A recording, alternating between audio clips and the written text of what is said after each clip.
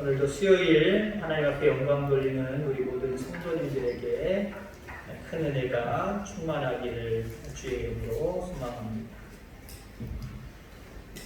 여러분들 누군가에게 초대받은 적이 있을 겁니다. 어디로 와라, 나랑 만나자 라고 하는 초대를 너무나도 많이 받고 있죠. 어쩌면 초대에 어떤 풍성함 속에 살아간다라고 봐도 과언이 아닙니다. 그런데 반갑지 않은 초대들이 참 많아요.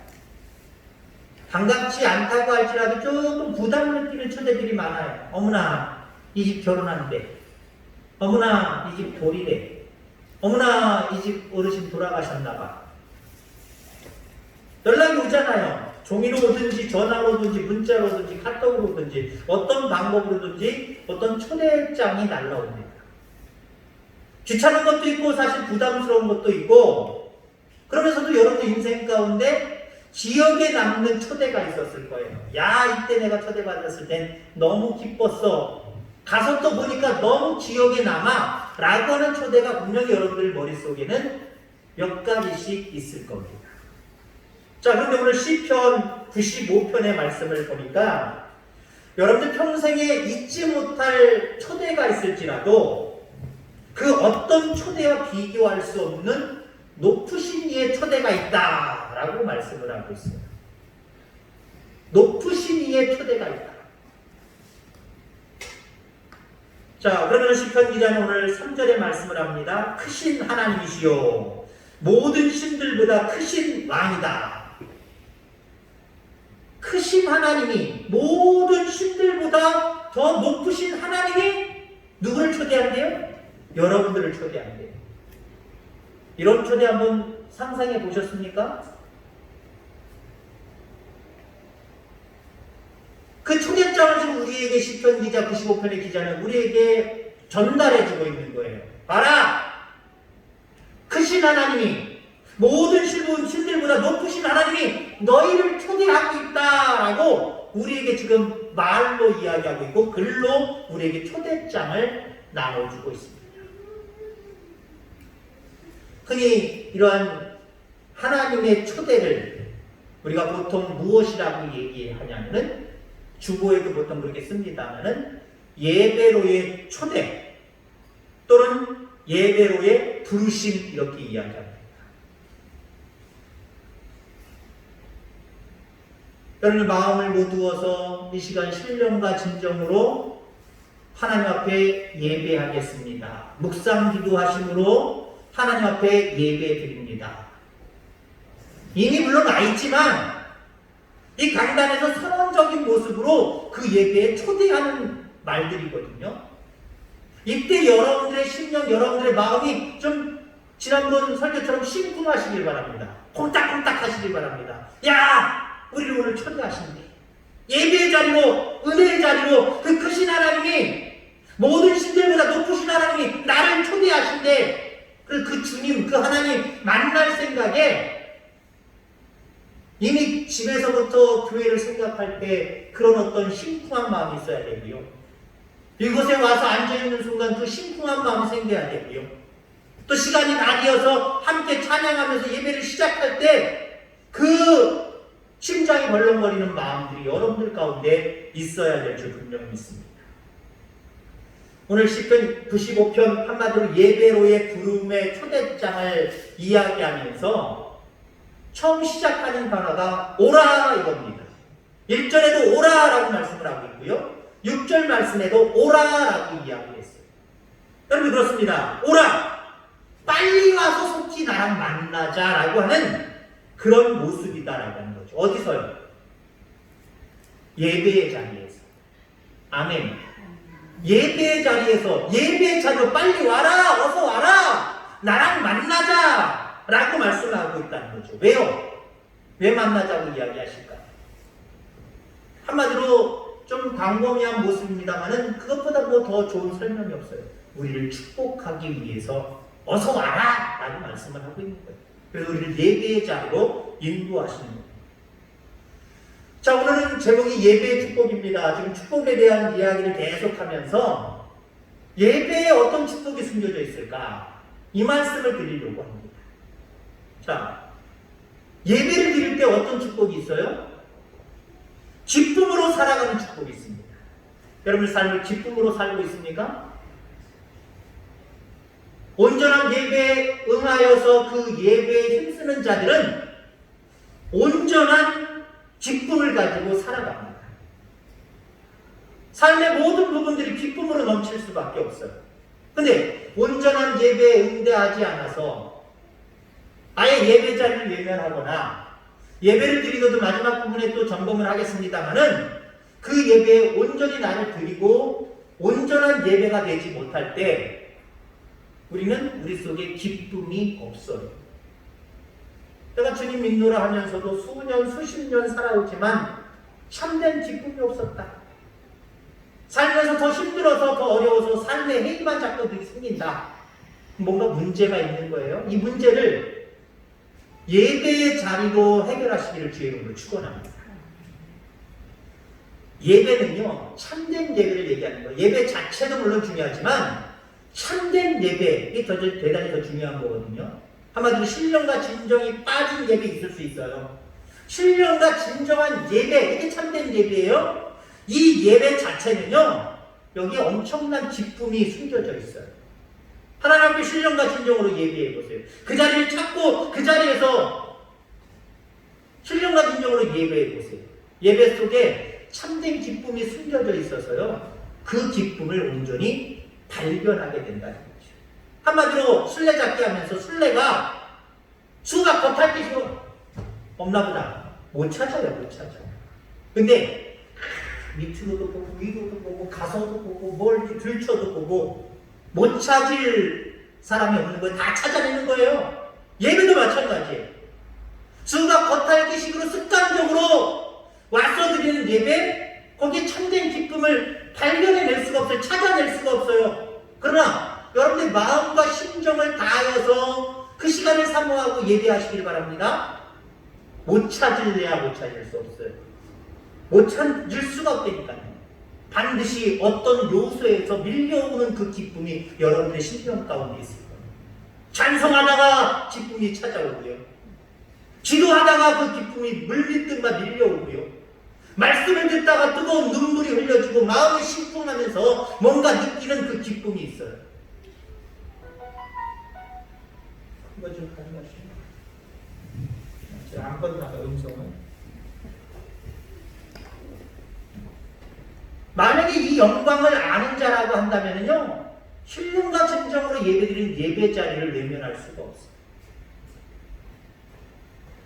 1절 말씀에 보니까 우리의 구원의 반석을 향하여 즐거이 외치자라고 말씀을 하십니다.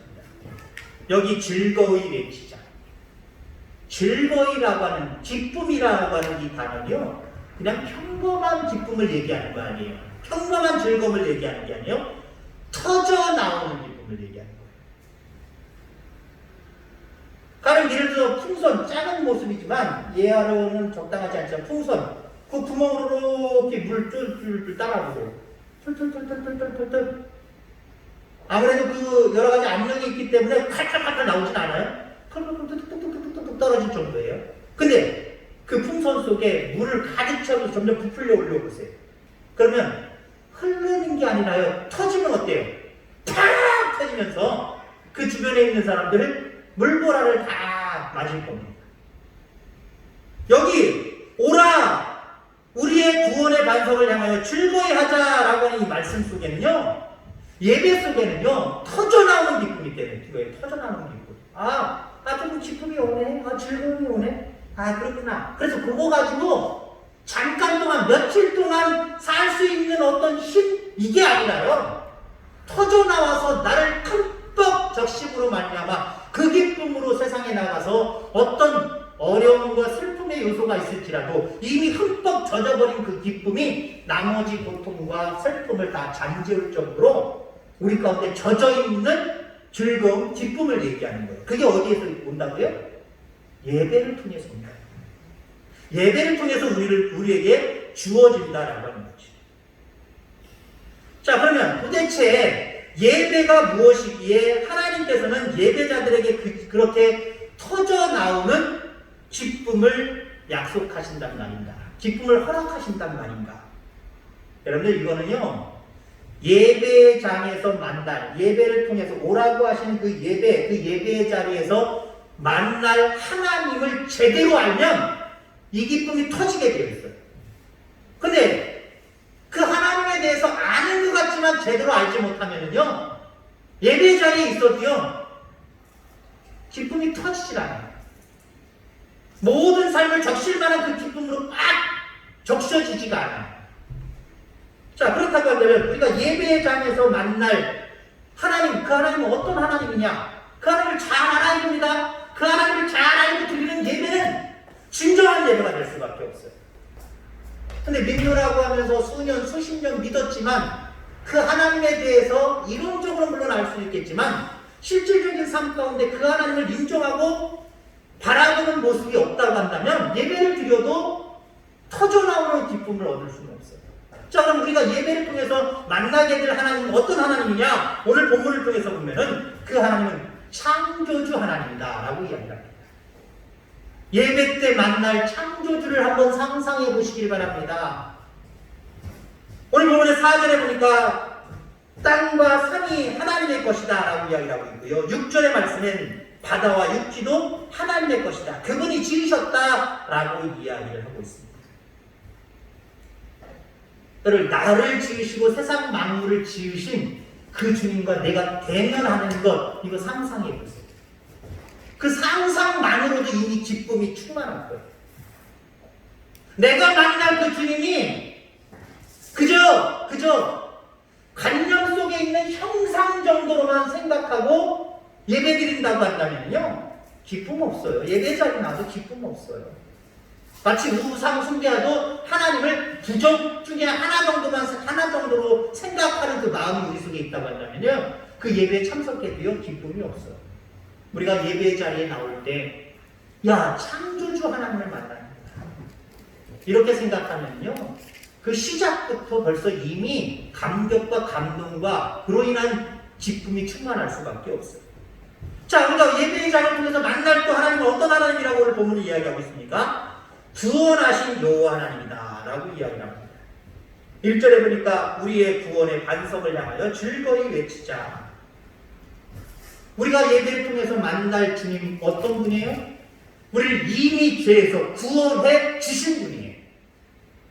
그것으로 인하여 영원히 죽을 수밖에 없는 그 죄명을 가지고 있는 우리들이지만 이미 주님이 이 땅에 오셔서 십자가 지시고 우리가 그 십자가의 보혈을 의지함으로 말미암아 이미 그 죄를 사해 주시고 우리를 구원해 주셨어요. 뿐만 아니라 모든 현실 속에서도 육신의 연약함이든 마음의 연약함이든 어떤 문제든 그 모든 문제에서 우리를 구원해 주실 분은 여호와 하나님밖에 없어요. 그리고 우리에게 영원한 생명, 영원한 구원을 허락해 주실 분도 이 세상에 단 하나 그분밖에 안 계세요. 그 구원자이신 주님을 생각하면 그 예배가 감격스러울 수밖에 없어요. 기대될 수밖에 없고요. 그 주님만 생각해도요, 이미 우리 속에는 기쁨이 충만하게 될 줄 기억하기를 주의 이름으로 축원합니다. 자, 우리가 예를 들자면 대통령이 만나지.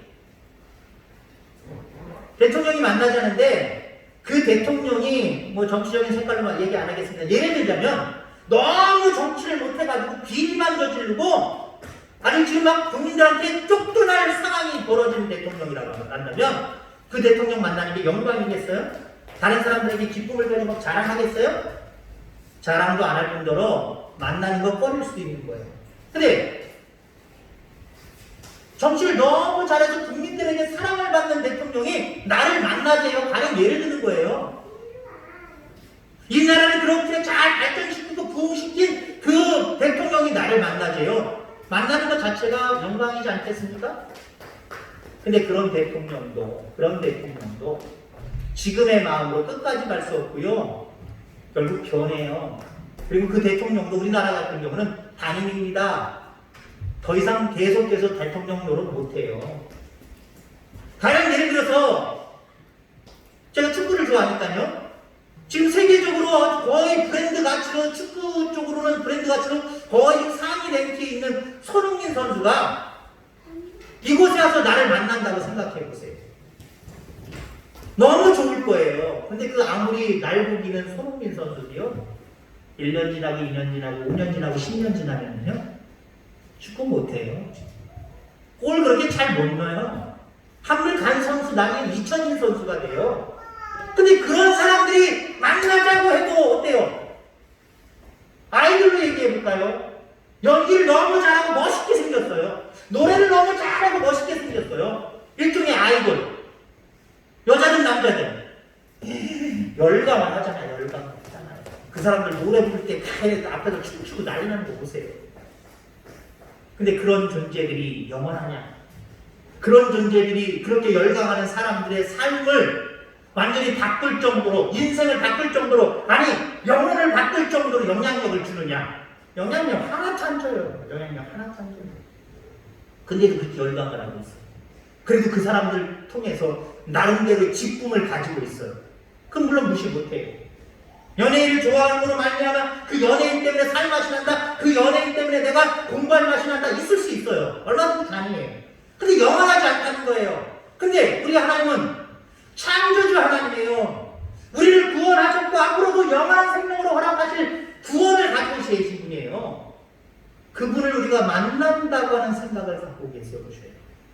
예배 자체가 기대될 뿐만 아니라 그 예배를 통해서 오는 기쁨은 터져나오는 기쁨이에요.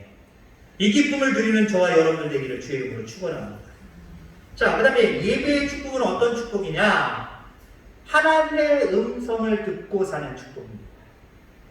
하나님의 음성을 듣는다는 거 별거 아닌 걸로 생각하지 마시기 바랍니다. 여러분들이 지금 하나님의 말씀을 듣고 있다는 게 이게 축복이에요. 왜요? 생명의 말씀이기 때문에. 요즘에는 세상에 많은 사람들이 건강해지고 살 빠지는 얘기에 귀를 기울이고 있어요. 그리고 그렇게 살아가요. 근데 많은 경우요, 뭘 먹으면 좋다, 어떻게 하면 좋다, 다 좋을 수도 있지만 그거 부작용 안 하고 있는 사람들이 있어요. 뭐 먹으면 좋다고 사람들이 다 먹었는데 이게 사람이 체질이라는 게 있거든요. 예를 들면 인삼이 아무리 좋아도 좋은 사람 있고 안 좋은 사람 있고요, 인삼이 맞는 사람도 있고 안 맞는 사람도 있어요. 여러분들 마음속에 저한테 인삼을 좀 몇 뿌리 사다 주시려고 하는 사람들 계시면, 성도들 계시면 좀 자제해 주시기 바랍니다. 저한테 인삼이 잘 안 맞대요. 몸에 열이 많기 때문에 인삼을 먹으면 안 된대요. 혹시 저한테 몰래 사다 주려고 했던 분들 계세요? 사고지 마세요. 체질이라는 게 있습니다. 안 맞을 수 있단 말이에요.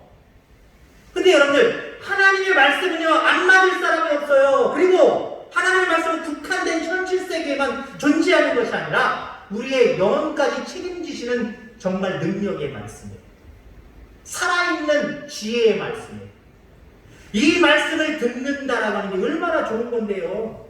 여러분, 이거 하나님 말씀을 듣는 것, 여러 가지 모습이 있을 수 있습니다.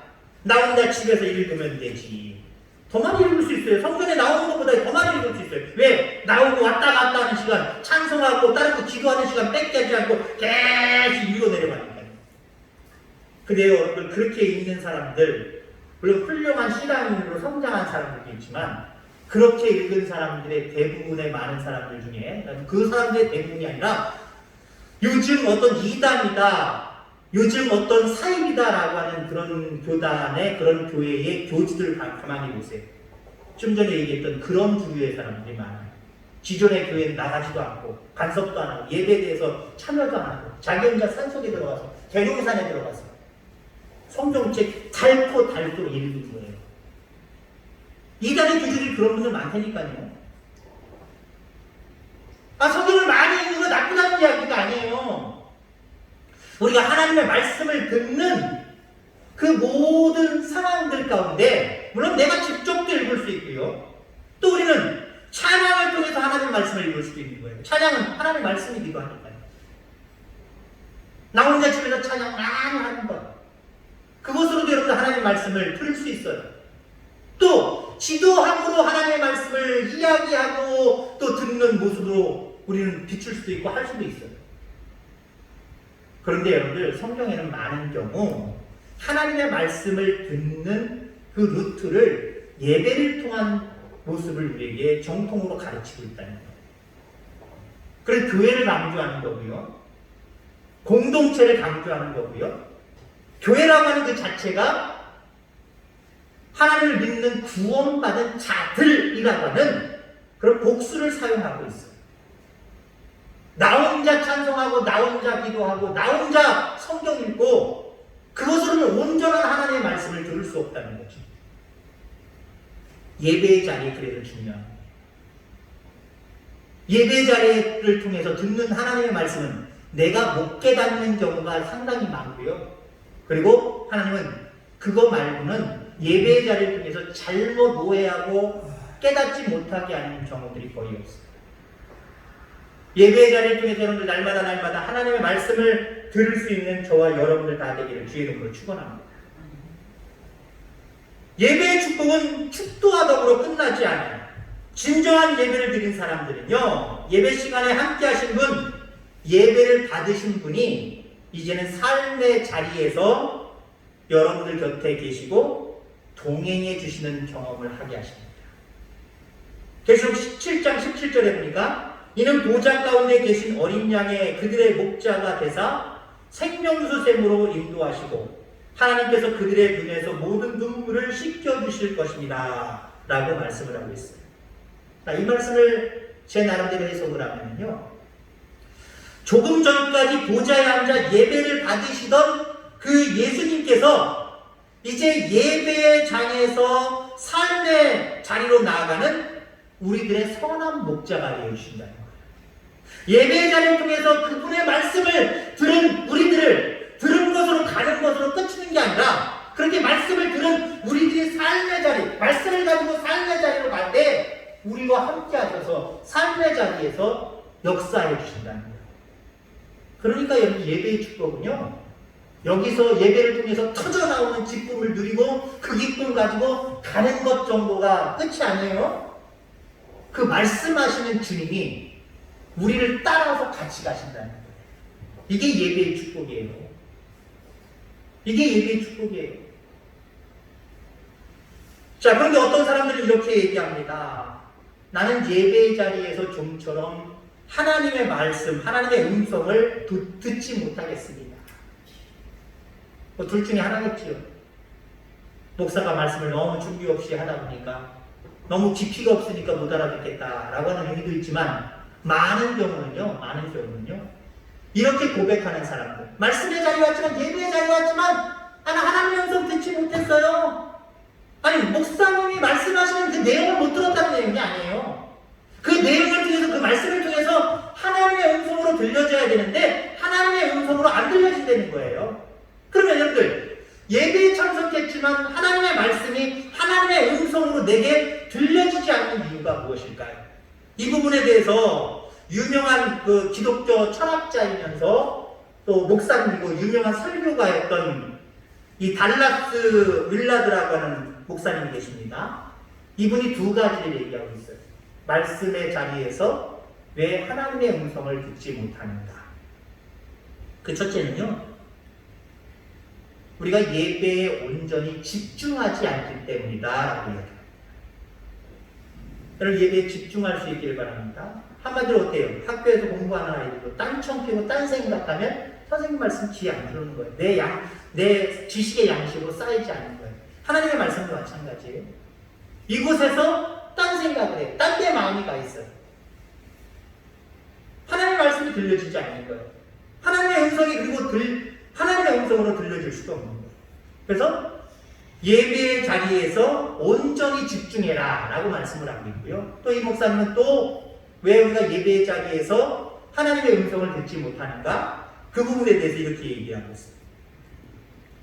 하나님의 말씀에 순종할 의사 없이 듣기 때문이다. 주여 말씀하옵소서, 이 종이 그대로 순종하겠나이다. 이 자세로 말씀 앞에 예배의 자리에 와야 되는데 그 자세가 없다는 거예요. 다시 말해서 내 속에 내 자아가 아직도 살아있고 내 욕망, 욕심이 아직도 살아있는 거예요. 그것만 가지고 이것에 대해서 보여주시고 이것에 대해서 잘하게 하시는 그 하나님을 좀 만났으면 좋겠다 라고 생각하면서 예배를 참석을 해요.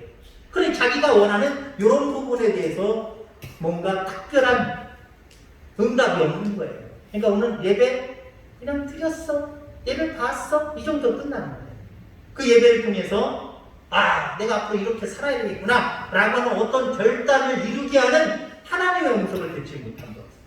자, 그런데 저는 이 말씀을 보면서 이런 생각을 한번 해봤어요. 어떤 생각을 해봤냐면은 이 목사님이 예배장에 나오지만 왜 하나님의 음성으로 말씀이 들려지지 않는가?